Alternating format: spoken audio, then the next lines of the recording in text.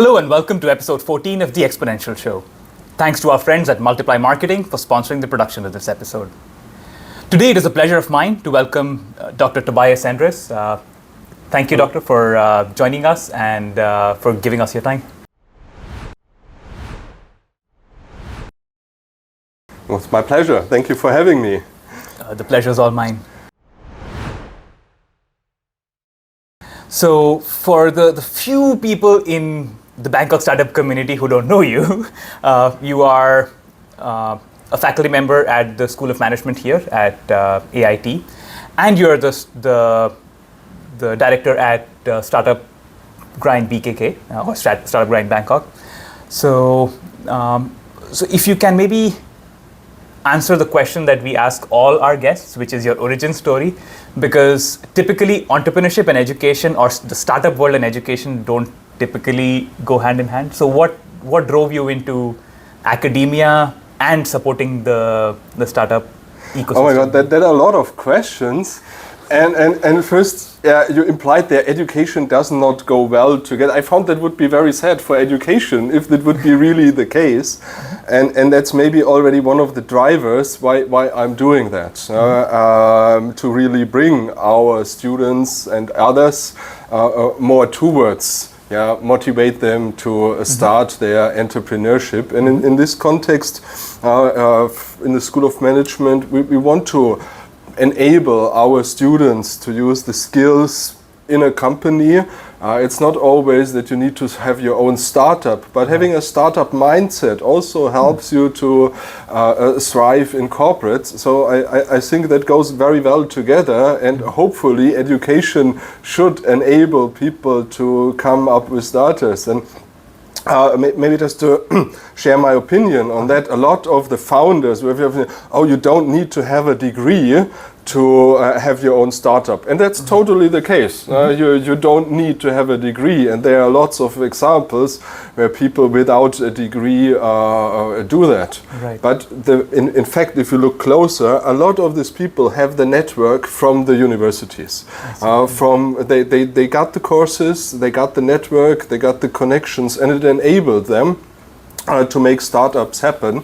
And that is also something that I try to support here with my colleagues also in AIT and AIT Entrepreneurship Center. Interesting. So yeah, there are a few things that you mentioned that really struck out to me. One was the fact that it not necessarily is just building startups, but also having a startup mindset, which I think education plays a gigantic role in that inculcation of that mindset. So I appreciate that perspective. And the other thing you mentioned is just building a good network, right? And you see in Silicon Valley or even places like India where there's certain institutions that almost are like startup factories. So when you mention it like that, I can take a step back and realize that yes, there is a direct link to what kind of education people are getting and the mindset that they come out with in terms of either starting startups or joining startups. And that's the case for Bangkok too. Bangkok has a lot on the pro side for startups. You know it. Here are amazing people. It's a very open environment. People are very open-minded in general in Thailand, I feel. You have also resources here. Even in downtown Bangkok, you can get office space reasonably fair priced. So there are a lot of good things that could enable the startup ecosystem going on here. But overall, compared to the size of Bangkok and the importance of Thailand, there's still a lot of room to grow. Absolutely. And that's where we are hopefully contributing. I'm sure you are, and having attended some of your events and seen some of the work that you do, I'm sure you are. So if I may ask about your personal professional background and what were the series of milestones that led you to this overlap of academia and the startup world, if you can just... startup world, I'm neither a founder nor I'm a pure academic. Actually, I have more than 20 years already experience in the industry, in banking and finance. And in that context, I was involved in a lot of projects that involved change and innovation in a wider sense, including as responsible for business development and sales for a platform bank. Then my partner on the other side were startups. So I was working with startups, built them up, and had there also a network working in different places, Frankfurt and also in San Francisco, where the kind of origin of Startup Grind is. And I was involved in the developing business and creating startups in different functions. Also, I never started my own company besides some very early stages, a side business, you know. And the same is true, then I changed to academia. I see like, okay, I can use some of that knowledge also to bring that forward. And my role in academia, or I hope I can contribute to research and teaching, but the core I think is knowledge transfer, where I work best. Because I know how business work, I know how to set up different startups from various perspectives, what can be along.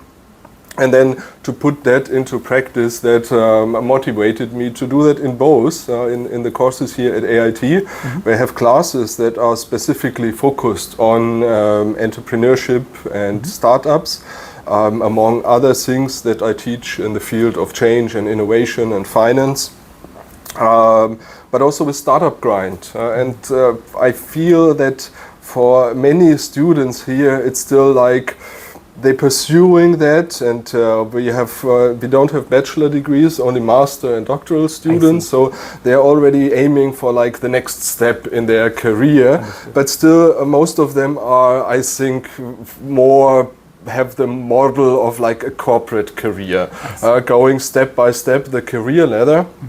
And there's nothing wrong with it. Of course. It's a good option for many to pursue that, but there's also the option to start your own venture. Right. To create your own path. And I feel that this is something where I would love to encourage more students to go also in that direction, because that's, I think, desperately needed for innovation and to bring movement into the overall system, to shake it up. It definitely needs a shake-up. You and I both know that. But it's interesting to learn about that background and how you're able to leverage your corporate experience working with startups, working in finance even, to sort of translate those experiences into the education that you're imparting to the kids here. I think you bring a unique perspective to the table. I'm not sure if it's unique, but I can bring in different experiences that I had. I can also use the professional network that I've now established here in Bangkok and in my professional career before. And in particular, that is one of the strengths also of Startup Grind. We have here local events with in-person where I think over the last couple of years also created some feeling of communities that happens, but we are also part of a global network. And to reach out to that. And I think our pitch battle in January was a very good example, where about 100 chapters in I don't know how many countries worldwide participated. 1,500 amazing startups submitted their applications, and then that is something where we can contribute to make something bigger, which a local community cannot in that way. The same is true also for our global conference. Beside the fireside chats and panel talks that we foster here in Bangkok, Startup Grind also has every year a global conference that happens end of April in Silicon Valley. And that's also an excellent chance not only to reach out to the Silicon Valley ecosystem, which at times has more access to capital, sometimes faster moving than in Thailand. So I think it's quite inspirational to have that chances, and also to lift up some ideas to bring them to a global scale. So that can be very helpful. Absolutely, makes a lot of sense. Now, maybe taking a step back to the topic of education for a bit, you're in the unique perspective of being very close to the future of Thai entrepreneurship, right? So people who would be starting businesses in Thailand or working with startups in Thailand in different capacities. So from that perspective, do you see any, let's just say, let me reframe my question. How do you see the future of Thai startups and Thai entrepreneurship, seeing the students coming out of AIT and what kind of work they're doing and what kind of mindset they're going out with? Oh, it's difficult to really have there a generalizing answer, because startups are very different, and the path is very different for the startups we have here. In Thailand, there are some very nice initiatives that are happening. I feel like fintech is a topic where Thailand is fairly strong, and a lot is going on. I think also a lot of money goes into that particular direction. I feel also now really we see a boost in the whole medical corner. Now, medtech startups, we've seen quite some interesting, and even the winner of our pitch battle was from that corner. I think Thailand, Bangkok in particular, positioned itself already as one of the leaders in this field. So there's a lot going on. But there are some other initiatives that can also be pursued very well. So I think there are a lot of interesting initiatives. As already said, I think there's a lot of potential. Startup has a lot of things on the pro side for becoming an important startup hub, and that's what we feel. Sometimes companies still struggle here because the regulatory framework is at times not that straightforward. Right. As it would be to register a company, early stages, how to make it happen. Also, early stage fundraising is in Thailand not always that easy. So in this context, we still need to develop the overall ecosystem to have that pieces of the puzzle together to make it more smooth. But Thailand has a lot of potential. It has a big domestic market. It has good people. It's a lot going on here. Interesting. And from an education perspective, obviously, I've had the pleasure of speaking with you. And early on in the podcast, I had Dr. Pietro Borsano on, who works not an identical role, but a similar role in Chula. So I got insights into what they are doing in terms of bringing up the next generation of entrepreneurs. So do you get a chance to either work with or collaborate with other universities or other academic institutions in initiatives like these? Absolutely. So it's and I think that is one of the parts where Bangkok is really developing. That you have a lot of players and they are working together already. But I think we need more players and we need more collaboration to make that overall happening. And there are a few things that we do together, either with Startup Grind. Where we also work with other universities or different locations, ecosystems, partnering, but also with AIT, obviously, with the Entrepreneurship Center. We have a lot of collaborations with the universities nearby. Nice. Here at the moment, we are in our downtown campus in Azok, but in main campus in Rangsit, that's neighbors, Thammasat University, Science and Technology Park, of course, they are direct collaborations. And I think that's for innovation, you should be open. 100%. You need to foster that.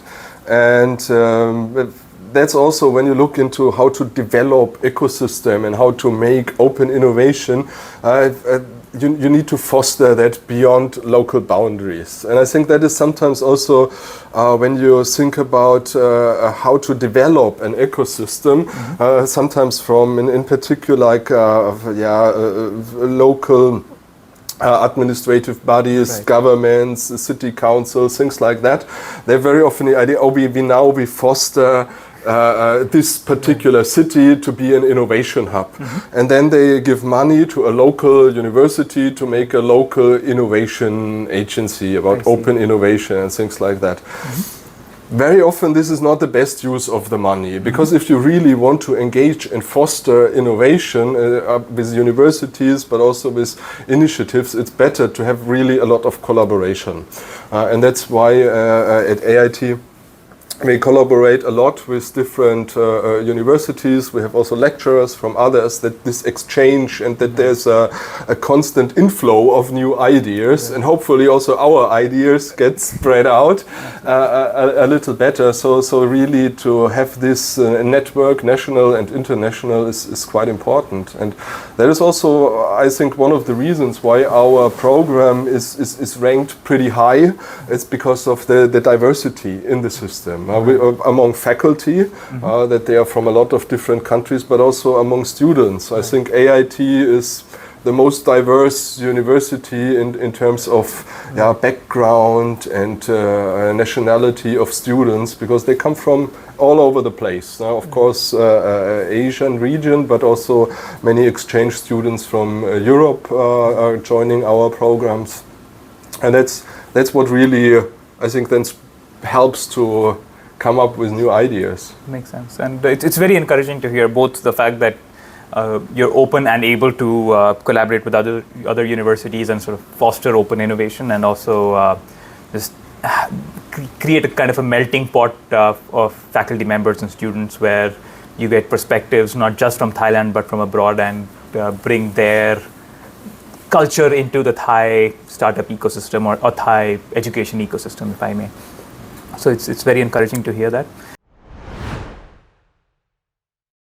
Now, shifting gears a little bit to Startup Grind, you mentioned that the Startup Grind is able to do very grassroots local events where there's in-person engagement, and I've been fortunate to attend a few of those already. And on the flip side, because it is a global network, you are able to provide platforms like the recent pitch battle that you had, where you're able to go head-to-head with other startups, other upcoming startups across the globe. So can you maybe tell me more about just Startup Grind in general and the initiatives that are maybe Thai specific that Startup Grind is up to? Yeah. So for those who don't know Startup Grind, and I guess that are not too many, Startup Grind is the worldwide biggest community for entrepreneurs and founders. Mm-hmm. And it's based on a few very simple values. That is like making friends, not connections. Giving first, helping others. That are the values that are stable and that are shared in the Startup Grind community all over the world. And also, why did I start Startup Grind here in Bangkok? Because we are in Bangkok after all. There is no shortage of events every night. That is so why did I start one more? Mm-hmm. First of all, probably I didn't know when I arrived in Bangkok a few years ago, if I would have known all the other amazing initiatives, French Tech, Bangkok Startup Association, and many others which do amazing events. If I would have known all of that, maybe Startup Grind Bangkok wouldn't, at least I wouldn't have started it. Perhaps, I don't know. But because they do really good stuff. On the other side, I feel that all of them, even so they do a good job, we need more of everything. We need more startup grinds, we need more accelerators. The ecosystem is still kind of early stage in that respect. So that's why I think we need to manage that. And I also feel like some of the events in Thailand, at least that was my perception when I early arrived here. Now it might shift already a little bit, because now I know more where to go, which I didn't know at that time. But it felt like they are very exclusive. Now you're in a room with only C-level executives for some kind of networking. Mm-hmm. And it's okay. Sometimes you want to facilitate networking among people that are kind of in a similar situation, that you can speak openly, and all that is fine. But for me, startup founder is not only someone who already raised Series A, who has founded a company, something like that. From a Startup Grind perspective, we are very inclusive. Mm-hmm. And for us, a founder is not only that one who is already part of the race, but also someone who has an idea and don't quite know how to make that happen, and they need the network, maybe a little bit encouragement at times even. That is also someone who should join our events. And even before that, even if you don't have an idea yet, but you feel like, hey, there's something else beside the corporate career, and I want to be part of something bigger, and I want to change the world, one startup at a time, then you should join our events, because then you get inspiration, you get ideas, you find people to do it with. And that's very important, I think, in particular for early stage, because sometimes I feel we don't have a lot of role models here in Asia yet of successful startup founders. We don't have the PayPal gang and all that in Bangkok. So I think here we need to have a bit more encouragement, because very often, like a startup, like, oh, startup is risky, startup might fail, and I go more for the safe option and to do so. And I'm not quite sure about all the statistics. So I don't want to sugarcoat something. Startups fail. Sometimes you have an idea, you go for it, it doesn't work, you move on. Startups fail, there's no question. But how likely is that, and how will it impact your life? It's not always the end of your life. Most likely it's not.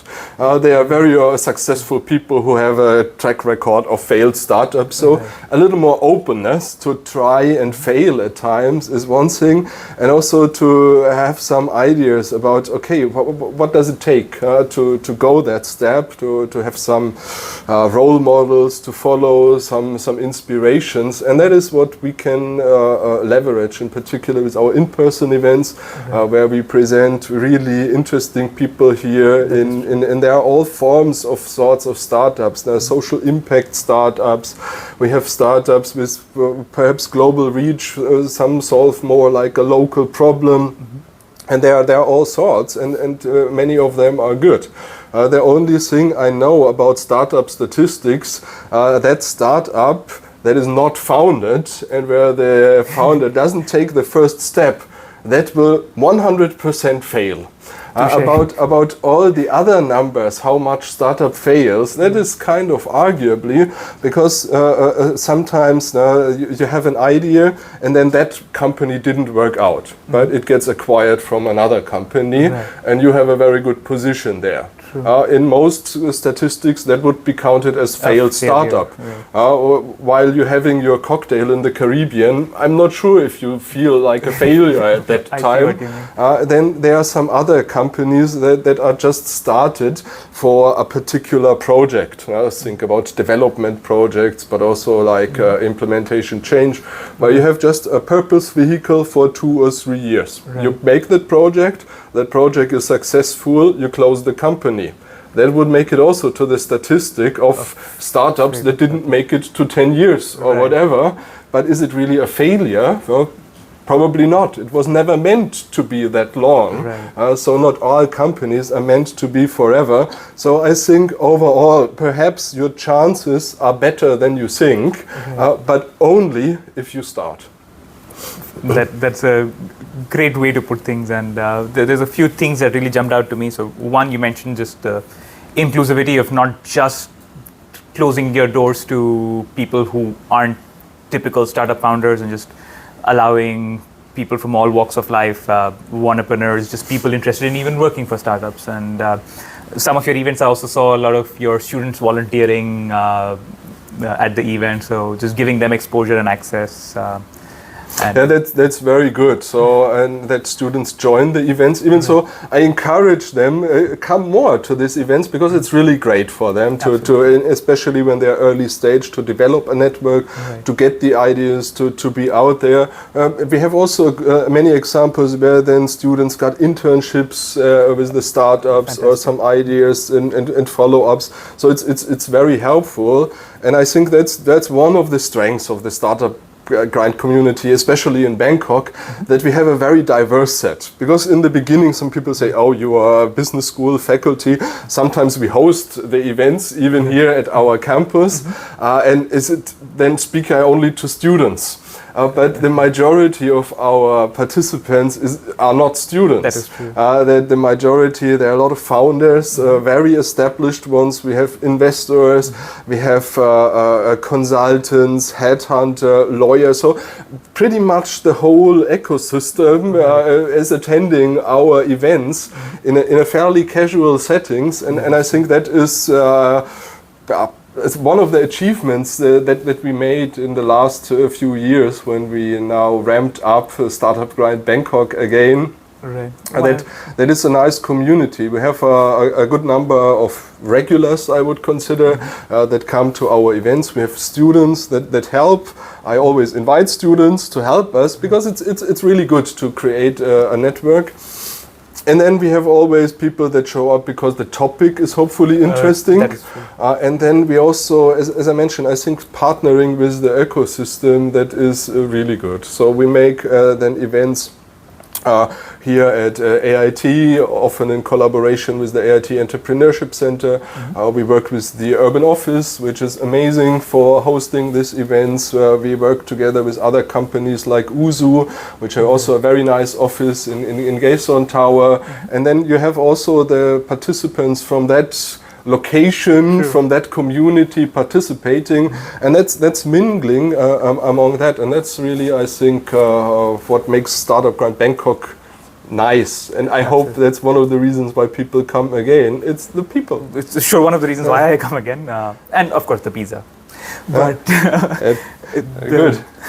But there was another thing that you mentioned, just providing a stage, a foundation for Startup Grind and the community to showcase success stories, because a lot of the speakers that I've seen, both the events I've attended and the ones that I've read about, so just all different scales, early stage, investors, established founders, pre-IPO companies. So it has been quite a diverse set of startup heroes to get access to in, like you said, a casual setting. So that is something that I see a lot of value in. And the third thing that you mentioned was just the access to the international sort of ecosystem as well. So that's true, and that's perhaps something I can mention here, because besides the events, there's also something going on behind the scenes. And I think there's also Bangkok, one of the strengths, because Bangkok is a quite lively city. People travel here once in a while, and then we have a lot of requests. Hey, I'm coming from, I don't know, the Emirates or the US or Europe, and I will be in Bangkok for a couple of days for a conference or even for casual traveling. And then I would like to engage with that ecosystem, and then they reach out to me or other team members from Startup Grind, and then we can network. Also, in the other way around, startups from Bangkok say, okay, we want to go global. Perhaps let's start with one or the other thing, or we are attending anyway to go to the startup conference in London. Can you introduce us somewhere? Then we can help to facilitate that. Beyond the scenes, there's also something going on where we can leverage this global network. Fantastic. Yeah, and like I said, it's still really early days in Thailand, so I'm sure there's so much more room to grow. So I'm excited about what you guys have up next. But taking our minds off work for a second, and so obviously I've been very familiar with the work you do at AIT, the work you do with Startup Grind. But what I did not know about you, and what I found out when I was researching about you before this interview, was your passion for sailing and the work that you do just in terms of community service and contributing to philanthropic causes. So can you tell me a bit more about that from two perspectives? One, obviously getting to know you better, but also from the perspective of, do those experiences or do those passions outside of your work inform anything or influence anything that you do at work here at AIT or at Startup Grind? Hard to say, but certainly it does. But I was that person already before. When I decided, okay, I want to travel the world, I want to start for a multi-year sailing trip starting from Europe, then I think you already need to prepare yourself that it is a step. I had a reasonably good job in Bangkok, friends, home, everything nice. Why doing a cut and then jumping on a sailing boat just to explore it? But it's for sure an experience that changes you as a person in terms of the speed of life. When you travel slow, you have a total different access. Now, when you have only holiday or a business trip, you're very focused and you pay a lot to get things done. Right. When you're traveling slow with a sailing boat, you have a total different access to people. You're traveling at a total different pace. I spent about a year in the Caribbean in different places. I spent several months in Colombia or Ecuador, also traveling the countries, being involved in some of the local activities.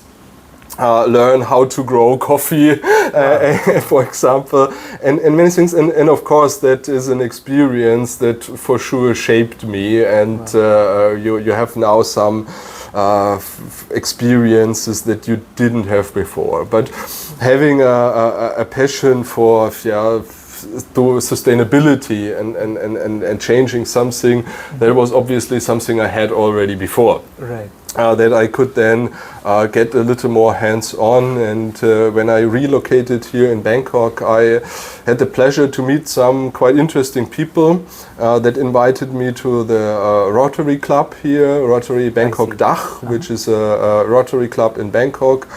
English speaker, many people there have a background with German-speaking countries. I see.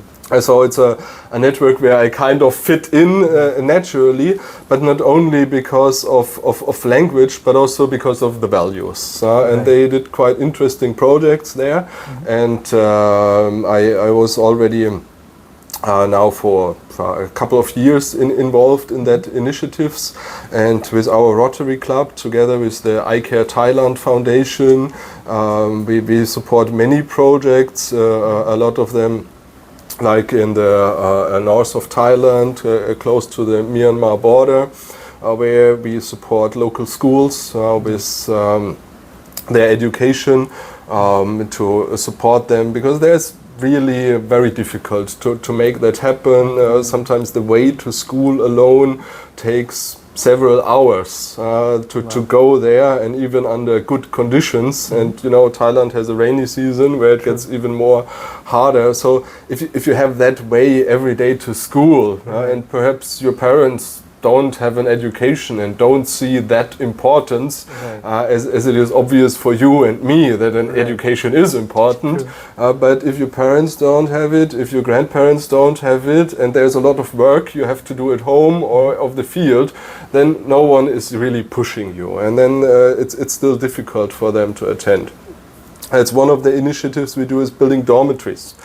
Because if you don't have to walk every day 3 hours, but if you go only once a week or sometimes even once a month, if the way is too long, then you can do it. So these dormitories are really an enabler, and they are a game changer. Without them, many of the kids wouldn't have any chance for pursuing their education.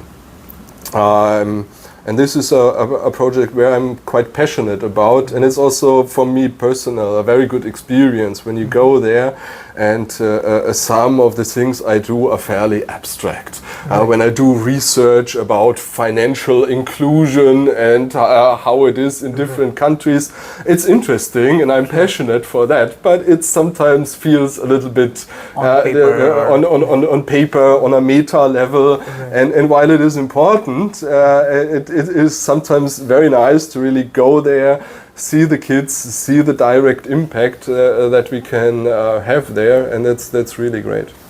It's really great to hear. And it's like you said, these experiences may not consciously impact what you do in your day-to-day work, but it definitely shapes you as an individual, and it's good to get that insight from you, and appreciate you sharing that. Before we jump to the last question, there's something that came to mind. Do you have any feedback for two categories of people? Not just feedback, in fact, advice for two categories of people. One, just students who would either be starting their own businesses in the future or working with startup small businesses in the future. So let's just start with that, and we'll get to the second part of this question. Just advice for future startup entrepreneurs or startup employees or startup team members. Join Startup Grind. No, it's I don't know. It's some generic advice. I don't know, you also won't find me having tips for founders publishing every week on LinkedIn.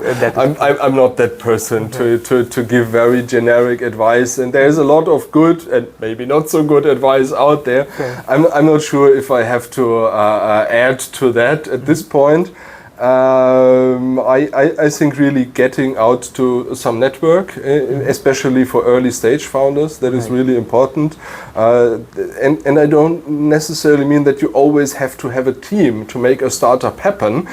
Sometimes it's even better if you want to move fast, if you take it in your hand and you go as a single founder. But as a single founder, it doesn't mean there's no team. You still create your team, but maybe they are not co-founders. Maybe they contribute in a different way. Maybe you pay them. Maybe you can use the network to some extent. Or helping each other out is a very great way to getting something started. So that helps a lot. So I think that is one of the things that I would suggest students or aspiring founders to do. Absolutely, and that's I think great advice. Not just networking, but how to approach being a solo founder, right? So it doesn't necessarily need to be co-founders, but you can leverage your network to fill a lot of the gaps that you have in your skill set. It's after all, it's about really doing it, getting it happen, and that's I think everywhere. That's what is the difference between a founder and a not founder, or an artist and not an artist. And one of my favorite picture jokes, and I know I shouldn't tell picture jokes on podcast because when I explain it, it kind of loses the point. You send it to me later, I'll put it up on the screen. And it's like, imagine a museum of modern art, and then two people standing in front of it like, oh, my 3-year-old son could have done it. And perhaps, yes. But then there's another speaking bubble, but it's the artist who did it. Right. And that's the difference between an artist and a non-artist. You do it. Great example. And that's the same for startups. Very often startups are not the amazing idea. Right. It's not the genius insight or the ultimate skill as a technology genius. That you have the ultimate algorithm for something. Right. That might happen for startups, but the majority of startups is just people doing fairly casual stuff. And very often startups are more successful when they don't have the most fancy idea, jump on the latest AI trend or whatever is in town. But if they solve rock solid, fairly unsexy business problems, that can be a quite successful road. And perhaps for some that's a good idea if you start your career, that you look for companies where can I learn some of the skills. Perhaps it's also a good idea for aspiring founders to start as a company that is a startup itself or a small company where you have insight in a much wider range. Because if you go to established corporate, a lot of things are much more organized in processes. You know, you have a travel department, you have this, you have that. If you work for a small company, you have to book your ticket. You know, it's a different story how to do that. That's why sometimes also startups struggle when they hire good talent from the corporates. You're a startup, have to work very agile, sometimes improvised a lot, and then you hire the chief marketing officer from one of the established consumer brands, and they know their business. They've done this for 15 years or something. They know how to make a campaign work. They know how to measure the KPIs. They are not stupid. But when you go to a startup and you say, oh, for my campaign, I need to have, I don't know, X, Y, Z as a budget. And they're like, we don't have that, you know it. Then you have a mismatch because there are different skills needed. And that's maybe another thing you should consider. Not sure if that is an advice or just a platitude. No, but yeah, that is something that it's at least something that you should have in the back of your mind when you're approaching entrepreneurship, right? And the second part to my question, maybe again I'll rephrase it again, is not advice, but you mentioned a couple of things that you see in Thailand that still need work. Obviously, the regulatory framework is a no-brainer. Then you mentioned just it's still very early days for people like Startup Grind and other communities, other event players, even accelerators and incubators and things of that nature. So outside of those two areas, so just ecosystem players, regulatory framework, do you see any other gaps in the Thailand ecosystem that you feel for Thailand to take the next big leap need to be filled? It's hard to say because there are actually a lot of potential, and if you have a really good idea and a passionate team, I think you have many things in place to make that happen. And I don't like so much to speak about why it's not working. Let's speak more about, hey, we have amazing examples here that are actually work, and in that respect I have a quite optimistic view on Bangkok.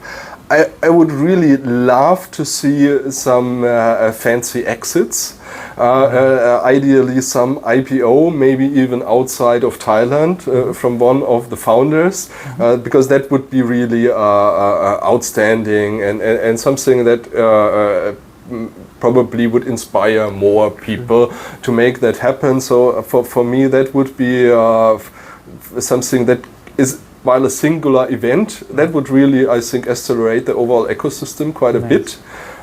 Because, you know, in Silicon Valley, a lot of startups are founded not to have a sustainable business model in terms of revenue, but they are in that overall ecosystem where they say, okay, we found only to sell it later to Cisco or Google or something like that, or to make different options of exit, and that is something that is missing here a little bit. That first of all, you have one really, or maybe 2, 3 more than one would be better.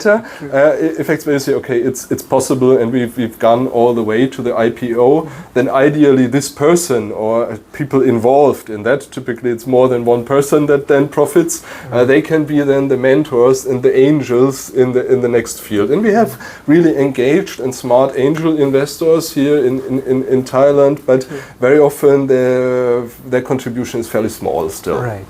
And if we would have this, perhaps they can get a bit more of a ticket size. That would be one option. And what else I would expect here to be a bit more modest, I think the private equity scene that will perhaps step in that context a little bit, and I would assume that we see a bit more private equity engagement here in the region. That would also, I think, fit to the field in corporate in Thailand with the corporates and the families.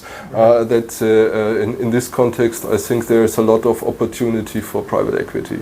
Makes a lot of sense, yeah. And the first gap that you cited, or just the first hope that you mentioned about just a fancy exit, is something that serves another purpose that you mentioned earlier, just giving Thailand another startup hero, right? So it's good for a lot of different reasons. Now, coming to our last question, which is what's next? So you've already gotten this far, and any new events around the corner, any new announcements around the corner that you want to share with our audience? Announcements, I don't know. At this point in podcasts, people do always advertise for their books, don't they? So perhaps I share. I have many books. Oh wow! I have many books, and I'm working on that series. Oh wow! I have 2 book series that I edit. One is together with my colleague, Professor Badir, Business and Management in Asia. Very nice. There we have digital innovation and sustainability and disruption and change. So there are a lot of topics that are involved with entrepreneurship. Nice. And we have now a call for the 4th book in this series, and that will focus especially on entrepreneurship and opportunities. Okay. So there we are really at the core of the system. And the other thing is I'm also working on a book series on digital project practice. Nice. And there we have already 3 books out there: Digital Project Practice for New Work and Industry 4, as well as Banking and FinTech.